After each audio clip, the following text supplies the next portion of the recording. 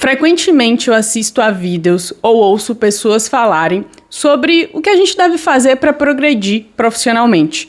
Mas raramente eu escuto as pessoas nos aconselharem sobre aqueles maus hábitos que normalmente a gente tem que podem estar prejudicando a nossa progressão profissional, o desenvolvimento na nossa carreira. E no vídeo de hoje é isso que eu vou compartilhar com você. Eu sou Stephanie Santos, a sua conselheira pessoal e profissional favorita, e hoje eu extraí esses 3 maus hábitos que a gente tem que descartar e deixar de lado do livro Seja Egoísta com a Sua Carreira, escrito por Luciano Santos e publicado no Brasil pela editora Gente. Nesse livro, no capítulo 10, o Luciano apresenta pra gente 10 hábitos, 10 maus hábitos, tá? Que não devem ser seguidos. Mas aqui eu selecionei 3 que eu acredito que se a gente não segue ou não realiza da forma correta, isso pode nos prejudicar. Ou, às vezes não nos prejudica, mas impede que a gente colete informações relevantes para o nosso desenvolvimento. Eu separei aqui, até do meu quadro branco, os 3, que é mentir, feedback, eu vou dar um contexto melhor sobre esse, e ranço. O primeiro, vamos começar, as primeiras coisas primeiro. Vamos começar pela mentira.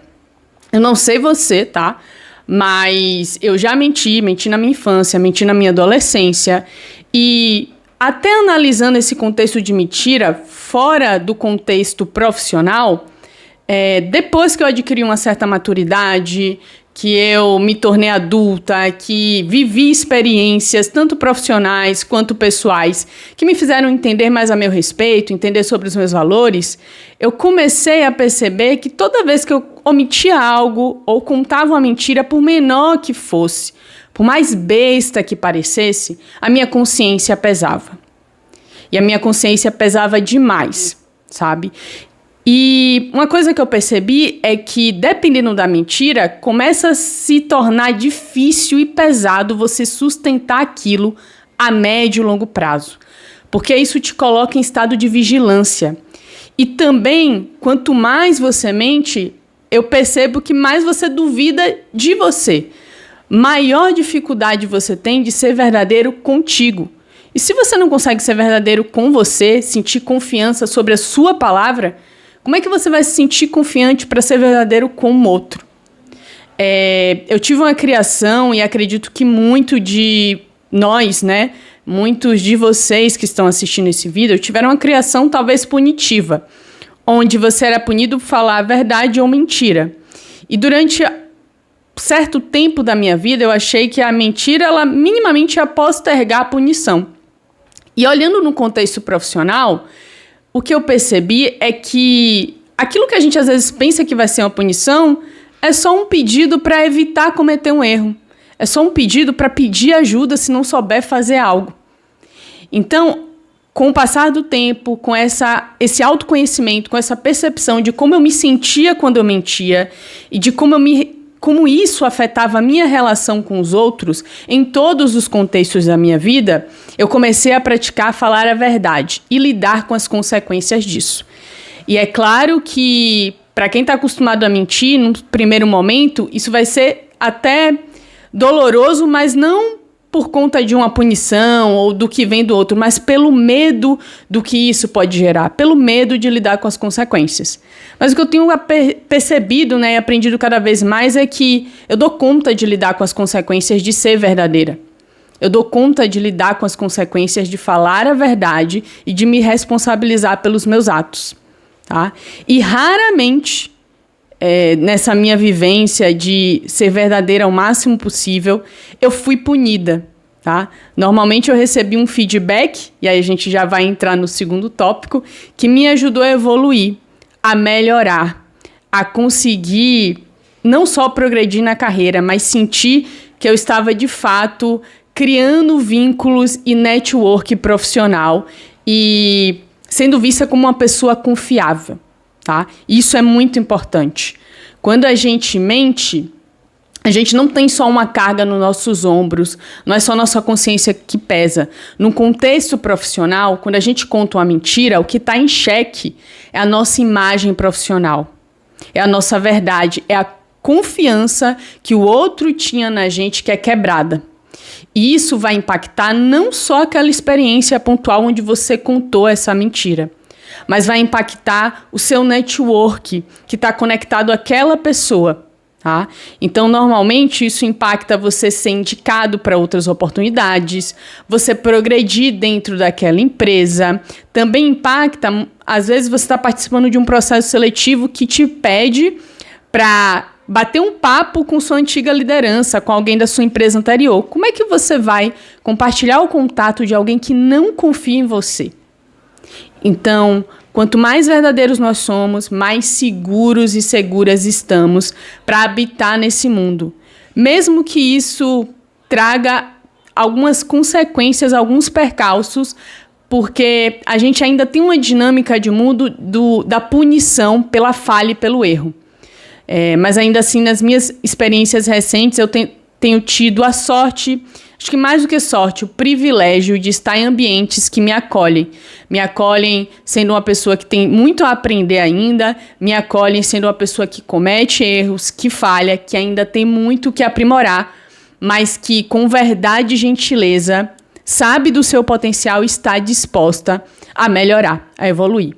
Então, o convite que eu faço para você, primeiramente, se você tem um hábito da mentira, por menor que seja, exclua isso da sua vida. Comece aos poucos a exercitar falar a verdade, independente da situação. E segundo tópico começar a fazer esse trabalho também de se sentir mais seguro e segura de estar sendo verdadeiro, tá? Acho que a verdade, por mais que assuste no primeiro momento, ela vai te dar essa credibilidade e a médio e a longo prazo, isso é muito mais benéfico do que essa sensação temporária e pontual de que a mentira ela vai te evitar sentir alguma dor, tá? Então seja verdadeiro nas suas relações, principalmente as profissionais. O segundo tópico é o feedback. E aí, feedback, tanto a gente falha quando a gente não fornece feedback para as outras pessoas que trabalham com a gente, quanto quando a gente não pede feedback. Eu vou compartilhar 2 situações da minha vivência, de um feedback que eu recebi orgânico, ou seja, não era um momento de pedir feedback que a pessoa me forneceu. Isso me ajudou muito a me conhecer, a entender quais são as minhas habilidades que, poxa, eu posso manter isso porque isso vai ser importante, assim como feedback de ponto de melhoria, que algumas pessoas leem como feedback negativo, mas eu gosto de ver como ponto de melhoria, porque o feedback, quando você recebe, nada mais é do que uma percepção de alguém que convive com você, de pontos que você manda bem, então é bom você seguir nesse ritmo, e de pontos que você pode melhorar. E melhorando, você vai alavancar a sua carreira, vai alavancar a percepção e a opinião que as pessoas têm de você. Então, trazendo o primeiro exemplo, eu tinha frequentemente uma reunião de grupo com uma outra equipe, né, que eu tinha que trabalhar em paralelo. E eu sou uma pessoa muito pontual. Até a diarista aqui da minha casa comenta que a minha pontualidade é uma pontualidade britânica, só para você entender. E aí, normalmente, eu tô sempre lá, minhas reuniões são via Zoom, e em um determinado momento, eu estava sozinha com essa colega, que era dona da sala do Zoom, e ela fez um comentário, consegui entrar cedo na sala, foi algo do tipo assim, tá? E aí, eu fiquei sem saber, né, porque ela tinha trazido aquilo, e ela trouxe, eu tenho buscado ser pontual nas nossas reuniões, porque eu sei que você vai estar aqui presente no horário acertado. E aí, isso meio que me pegou desprevenida, porque eu não pedi por um feedback do que eu mandava bem. A pessoa genuinamente me trouxe. E ela falou que esse exemplo ajudou ela a se tornar cada vez mais pontual, porque pontualidade era algo importante, sim. É uma forma de respeitar o tempo da pessoa dedicado a você. Então, genuinamente e de forma orgânica, eu recebi um feedback de algo que eu faço bem, de algo que é admirado por outras pessoas e que para mim era rotineiro. Para mim é normal ser pontual, eu gosto de ser pontual. Justamente por essa questão, porque eu acho que o tempo que você dedica para estar aqui comigo é o tempo da sua vida valioso. Então, é importante que eu respeite isso. E a pontualidade é uma das formas de expressar esse respeito que eu tenho pelo seu tempo de vida. O outro feedback já veio da minha liderança. Eu tinha entrado há alguns meses na empresa, né? E a gente tinha frequentemente essas reuniões onde a gente tinha que compartilhar. Tinha não, né? Mas o ideal é que todo o time, todas as pessoas da equipe, compartilhassem as suas percepções e opiniões sobre os temas que estavam sendo discutidos. Eu normalmente era aquela pessoa, talvez pela inexperiência, por um momento pessoal de vida também que eu estava emocionalmente muito instável, eu me sentia mais acanhada. E eu sempre fui e ainda sou uma pessoa que observa muito antes de dar uma opinião, né? Porque através da observação eu consigo coletar diferentes perspectivas para aí sim chegar ao que eu entendo ali que, eu seguiria por esse caminho ou não. Mas aí nessa reunião, era uma reunião mais formal, a gente chama aqui no setor empresarial corporativo, não sei se você conhece, mas normalmente a gente chama como one-on-one, que é um papo de uma pessoa com outra, tá? E nesse one-on-one com minha liderança direta, ela disse: Stephanie, eu acho que as suas opiniões e o que você compartilha com nossa equipe em nossas reuniões é muito legal. É muito importante. Mas eu sinto falta de você falar mais. Eu sinto falta de você se expressar mais em nossas reuniões. Então perceba que esse foi um feedback em um momento que é propício para isso, tá? É feito de certa forma para isso, os one-on-ones. E foi um feedback de ponto de melhoria. E aqui eu tinha dois caminhos. Ou ia levar para o lado negativo de, nossa, ela trouxe alguma coisa que eu tinha que melhorar, ou ela entender que, poxa, a minha liderança percebeu um ponto de melhoria, ela trouxe um reforço de que ela gosta de me ouvir, ela acha que eu tenho uma opinião bacana, e ela me trouxe essa perspectiva de, poxa, participe mais, eu quero te ouvir mais, o time quer te ouvir mais. E eu abracei isso e comecei aos poucos, respeitando ainda o meu limite, a minha forma de ser, a opinar. Em vez de ser a última pessoa a falar, levantar ali no Zoom, você tem como levantar a mão, né? Então, levantar a mão do Zoom para ser a segunda, a terceira, né? Trazer um pouco mais de perspectiva ali. E isso foi muito bacana, porque me ajudou, esse feedback, assim como tantos outros feedbacks de melhoria, me ajudaram a evoluir. Tá aqui hoje, conseguindo falar com você, gravar esse vídeo, que ainda é algo muito difícil para mim, muito difícil no aspecto de desconfortável, mas eu quero estar aqui, eu sei o quão importante é produzir esse conteúdo para o que eu tenho de objetivo a médio e longo prazo. Então, meu conselho para você é: não espere que alguém te forneça feedback. E também não espere que alguém te peça. Genuinamente, vai lá e dá um feedback quando você sentir que é necessário ou quando você perceber que, poxa, essa minha liderança, ela me trata de forma verdadeira, transparente, gentil. Ou esse meu colega, nossa, ele é pontual com as entregas que tem que fazer. Dá esse feedback para a pessoa, mostra para a pessoa no que ela manda bem. Isso é uma forma de você reforçar e ela manter aquilo ali. E até dela se sentir motivada de, poxa, tem as pessoas que estão me olhando, as pessoas estão vendo o que eu tenho feito. Da mesma forma, também cabe aquele feedback de ponto de melhoria. Tá? Eu sei que para a liderança a gente ainda se sente meio instável, com medo de ser julgado, de repente a pessoa levar para o pessoal. Nós somos seres humanos e infelizmente a gente ainda leva muitas coisas para o pessoal. Mas para os seus pares, super vale você começar por eles até antes de chegar na liderança, articular esses feedbacks. É muito comum a gente dentro da empresa, em vez de dizer para a pessoa o que ela tem que melhorar, ficar criando intriga, fazer fofoquinha no corredor, né? Criar aquela panelinha que aí vai falar mal do colega, que não faz a entrega no tempo certo. Por que não chamar essa pessoa para bater um papo? Ser transparente com ela e falar para ela, poxa, seria muito importante que você melhorasse nesse aspecto, para a gente conseguir conviver melhor, para fazer entregas melhores. A gente falou no tópico anterior sobre falar a verdade. Dar feedback também é dizer a verdade. Com gentileza, porque a gente tem que lembrar que a gente deve tratar o outro da mesma forma que a gente deseja ser tratado. E ninguém quer aqui receber um feedback agressivo. E você pode pesquisar, tem no Google, YouTube, várias técnicas para você dar um feedback que vai ser melhor acolhido, tem um feedback no formato sanduíche. Então faça pesquisa, aprenda a compartilhar essa sua perspectiva. Isso vai ajudar muito os seus pares e, consequentemente, quando as pessoas ao nosso redor evoluem, a gente também evolui. E o terceiro e último é o ranço.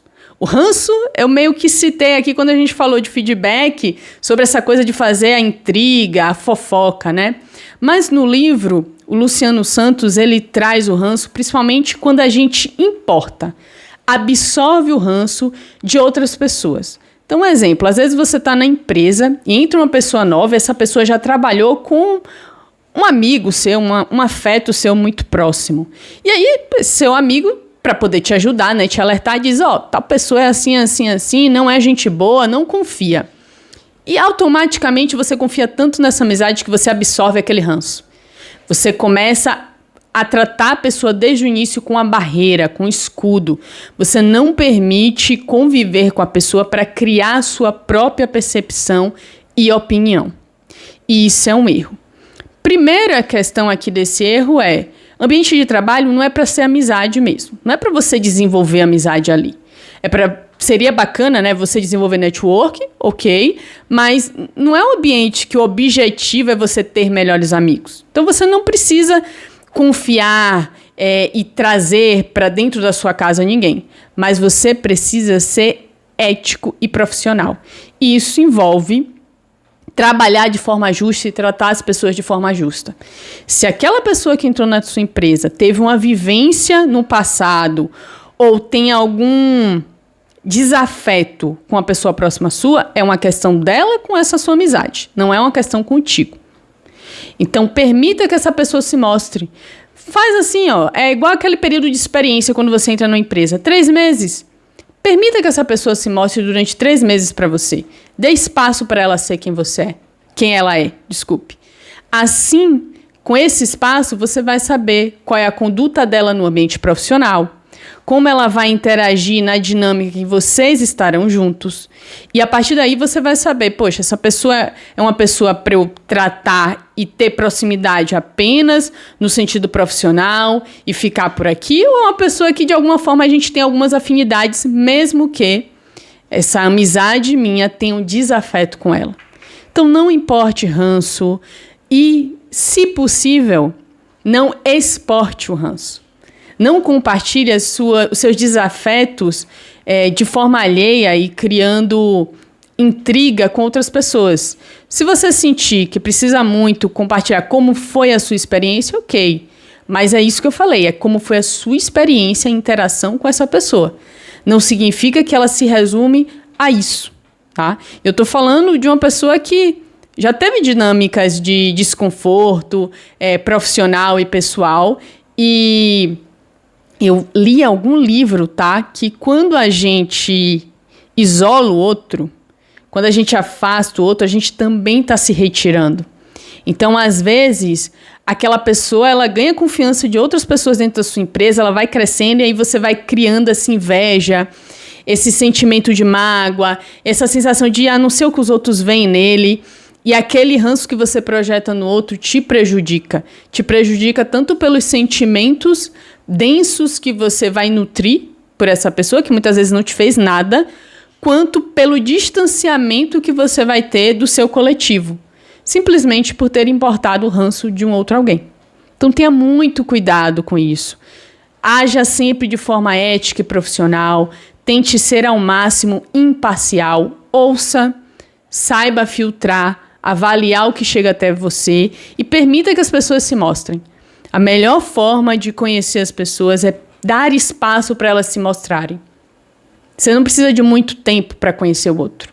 Acho que 1 mês ou até menos, convivendo diariamente como é o ambiente de trabalho, você consegue pegar no que as pessoas elas ainda pecam, no que as pessoas elas são muito boas. E a partir daí você vai aprendendo como manejar esse tipo de relacionamento. Mas o ambiente profissional, mais uma vez falando, não é para amizades. Pode acontecer e é ótimo quando acontece. Mas não é para a gente estar esperando esse tipo de relacionamento nesse ambiente. Então sejamos profissionais. Isso traz muito benefício a médio e longo prazo para a nossa carreira. Bom, vida, eu vou encerrar por aqui. Muito obrigada para você que chegou até esse momento. Já deixo como sugestão, como convite, deixar seu like nesse vídeo, se inscrever nesse canal e compartilha comigo nos comentários alguma das suas experiências com esses 3 hábitos que eu trouxe aqui. Eu espero que esse vídeo tenha de alguma forma te beneficiado. A gente se vê em breve.